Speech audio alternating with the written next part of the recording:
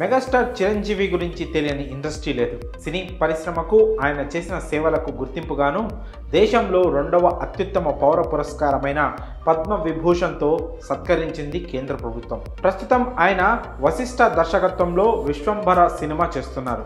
ఈ cinema shooting శరవేగంగా జరుపుకుంటోంది. వచ్చే ఏడాది సంక్రాంతికి రిలీజ్ కాబోతుంది. ఇదిలా ఉంటే ఇప్పుడు ఆయన సతీమణి సురేఖ కొత్త మార్గంలోకి అడుగుపెట్టబోతున్నారు.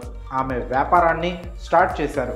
అందుకు మద్దతుగా నిలిచారు ఆమె కోడలు ఉపాసన. ప్రస్తుతం మార్కెట్లో మంచి వ్యాపారంగా మారింది ఫుడ్ బిజినెస్. పచ్చళ్ళు, instant food powders, readymade chapati, చివరకు వేయించిన ఉల్లిపాయలు కూడా లభిస్తున్నాయి. వంట చేసుకునేందుకు సమయం లేని వాళ్ళు, వంట రాని వాళ్లకు ఇలాంటి ప్రొడక్ట్స్ వరంగా మారాయి. రైస్ వండుకుంటే వీటిని తెచ్చుకొని చిన్న చిన్న వంటలతో సరిపెట్టుకుంటున్నారు. ఇలాంటి వారిని దృష్టిలో పెట్టుకొని సరికొత్త వ్యాపారాన్ని ప్రారంభించారు సురేఖ అండ్ ఉపాసన. అత్తమ్మాస్ కిచెన్ పేరుతో ఫుడ్ బిజినెస్ షురూ చేశారు.